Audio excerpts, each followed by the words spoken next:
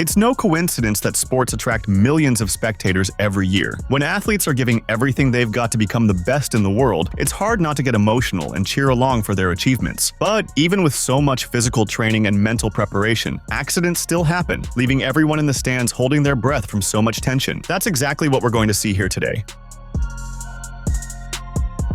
In 2010, during the traditional Dasara Games in the city of Mysuru in India, the gymnast Anantha Rao was getting ready for yet another performance. He was already an experienced athlete, with more than 100 medals won in regional and national competitions. But a tiny mistake, in a move he had already mastered, was enough to change everything. During a somersault, Anantha couldn't release his hands at the right time and ended up falling headfirst. He even tried to get up, but the body wouldn't respond. The impact hit the spinal cord and left him paralyzed from the waist down.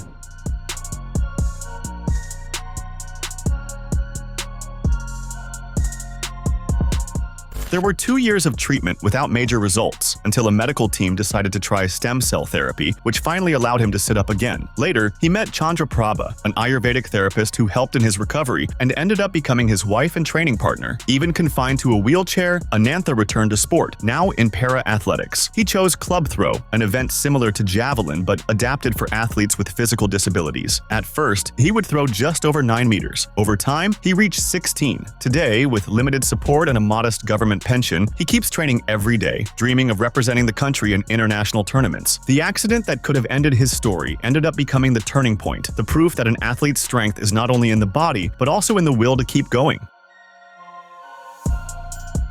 During a match between Água Santa and Bragantino for the São Paulo State Championship Serie A2, in Brazil, the protagonist of one of the scariest moments of the game wasn't a player, it was the referee. The experienced Luiz Flávio de Oliveira was conducting the game normally when, at 7 minutes into the second half, everything got out of control. He ran to follow an attacking play, but his left foot got stuck in the turf. When he tried to twist his body, the ankle turned sharply and he collapsed to the ground. For a few seconds, nobody understood what was happening. The game went on, until the players realized the referee couldn't get up. Luiz Flávio tried to support himself, but the pain was so strong that he fell again. When he looked at his own foot, he realized something was very wrong, with a possible fracture.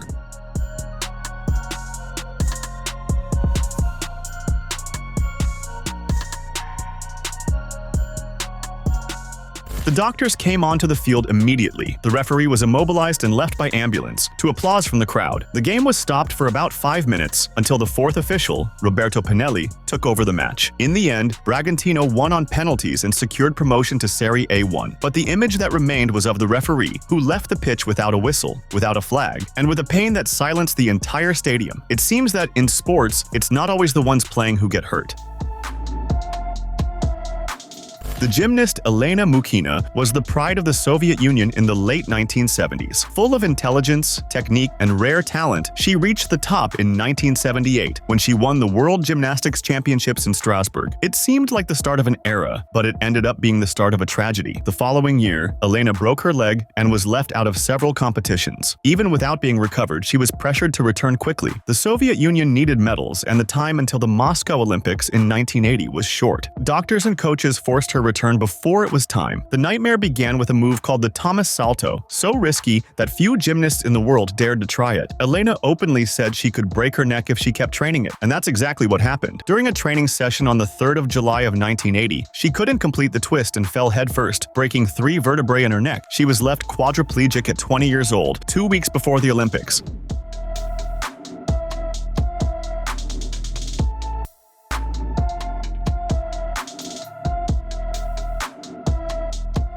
The tragedy was hushed up by the Soviet government, which didn't want to tarnish the team's image. Only after more than a year did the truth come to light. Elena spent the rest of her life in Moscow, reclusive but lucid and critical. She said that sport in her country valued medals more than people. She died in 2006, at 46 years old, but her case changed the rules of gymnastics forever. The salto that destroyed her life was banned from women's competitions.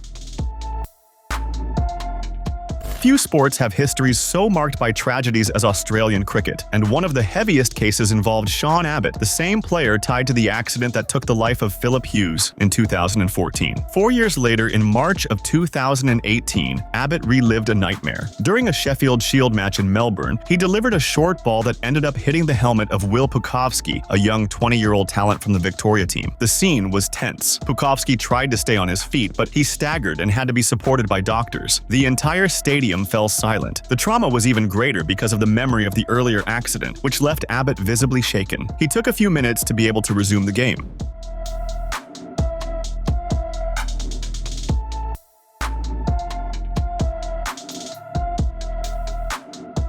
Pucovski, luckily, recovered, but the incident reignited the safety debate in cricket. Hughes had died after a very similar play, and the case led the Australian Federation to change rules, including automatic concussion substitutions. Even with the scare, Will kept playing, but head blows repeated. Throughout his career, he suffered more than 10 concussions, until, in 2025, he announced his early retirement at 27, a promising talent who had to leave the sport far too soon.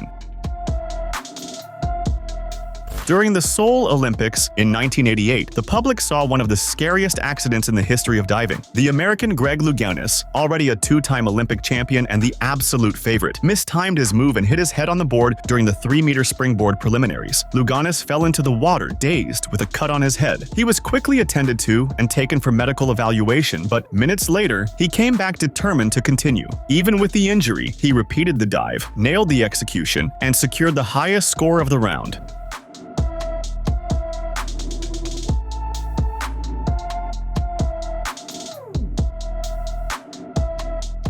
What no one knew at the time was that Louganis had been diagnosed with HIV only 6 months earlier. Only he and his coach knew. Years later, the athlete said he was paralyzed with fear of contaminating someone while receiving care. Experts later explained that there was no risk, since the virus doesn't survive in chlorinated water. Even so, the episode became a milestone, both for the scare and for the resilience. Louganis finished those games with 2 gold medals, repeating the feat from 1984 and becoming the greatest diver in history. Today, that dive is remembered as one of the tensest and, at the same time, most symbolic moments of the Olympics. It was the fall of a champion who, even injured, returned to the pool and still managed to win.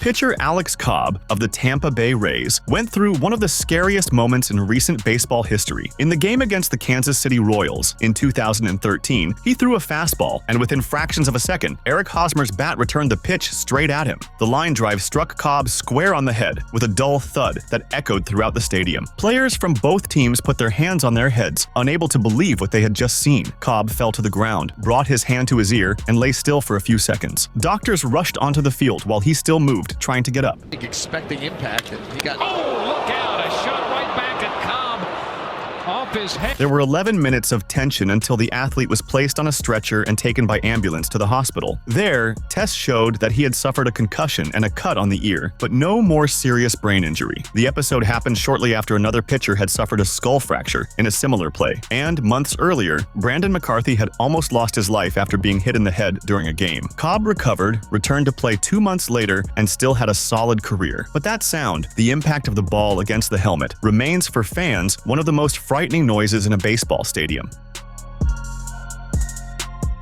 Imagine being at the peak of a national weightlifting competition and suddenly you almost suffer a serious injury. That's exactly what seems to have happened in China in 2024. A young athlete tried to lift about 150 kilograms. He brought the bar to his shoulders, extended his arms to the maximum, and tried to stabilize his spine. But his knees gave way and the bar was thrown forward. He fell on his back. At that moment, a horn sounded. Organizers ran to him, medical teams came from all sides, and screens were raised to preserve the scene because they thought it was serious. But surprisingly, the young man got up quickly. He walked calmly while talking to anxious doctors. He showed he was conscious, breathing, and responding well.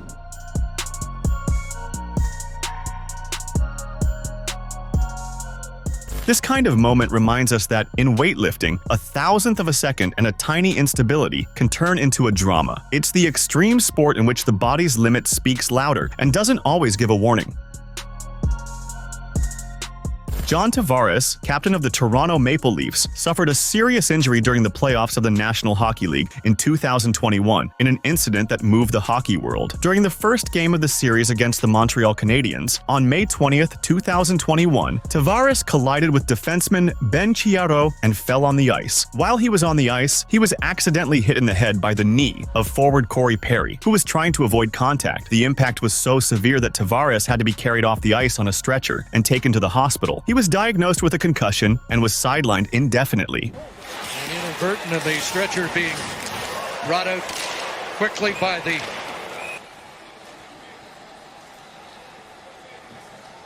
Despite the severity of the incident, Tavares recovered and returned to activities with the team. However, in January 2025, he suffered a new lower body injury during a practice after getting tangled with teammate Chris Tanev. Tavares was placed on the injured list and was out for at least 1 week.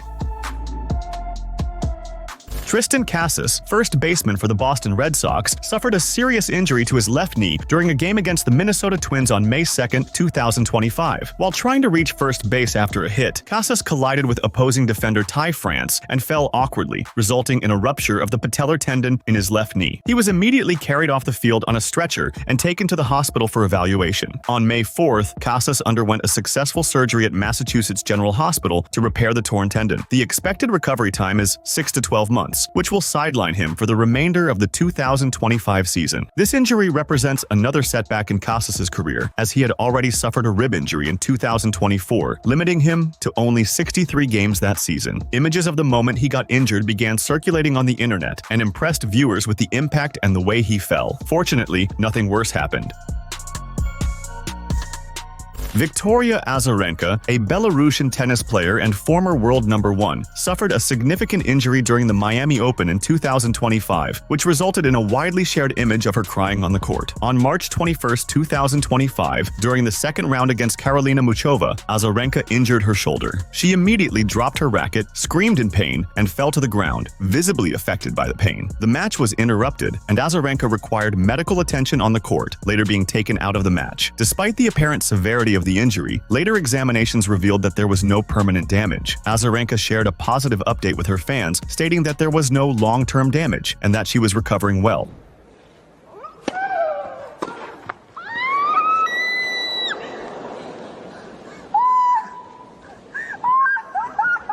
The scene of Azarenka crying on the court touched many fans and fellow athletes. Karolina Muchova, her opponent in the match, showed solidarity by helping carry Azarenka's bag off the court, an act that was widely praised on social media.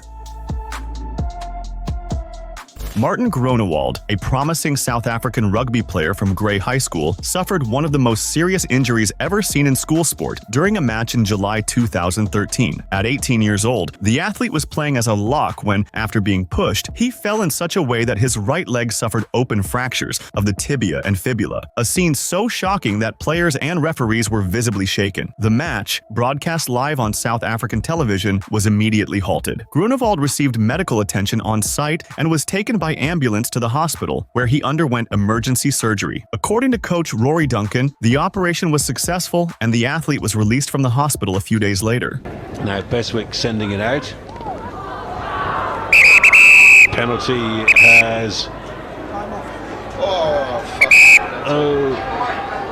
At the time, Groenewald was considered a promising talent. With a contract signed with the Blue Bulls, the expectation was that he would face about 4 months of recovery before beginning full rehabilitation. The incident generated national and international commotion, being widely shared on social media and sports sites. Groenewald's injury is often remembered as one of the most impactful episodes in school rugby, highlighting the physical risks involved in the sport.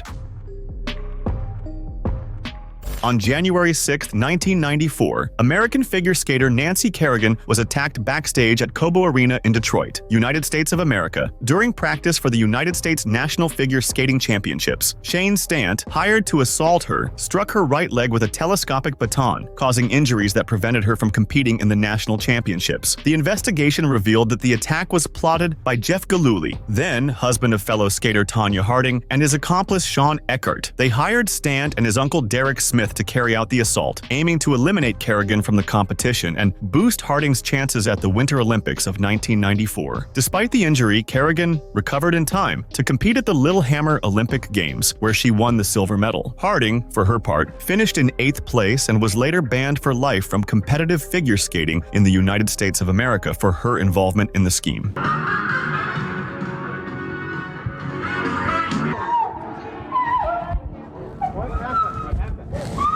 The case received massive media attention and was portrayed in the film One Tanya, released in 2017, which explores Harding's life and the events leading up to the attack on Kerrigan. On October 18, 2009, during the floor finals of the Artistic Gymnastics World Championship held in London, Colombian gymnast Jessica Gil Ortiz suffered a serious accident that shocked the audience present. While performing her second acrobatic skill, she mistimed the movement and landed on her head on the floor, remaining motionless for a few moments. The arena, with about 12,000 spectators, fell silent at the scene. Jessica was promptly attended to by the medical team, immobilized with a cervical collar, and carried off on a stretcher. She was taken to a London hospital for examinations, which fortunately did not reveal serious injuries.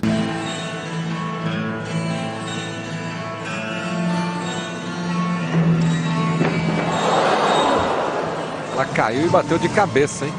Despite the scare, Jessica Gil Ortiz demonstrated resilience and continued her career in artistic gymnastics. She represented Colombia at the London Olympics in 2012, showing her determination and passion for the sport. Don't forget to subscribe so you can watch more videos like this.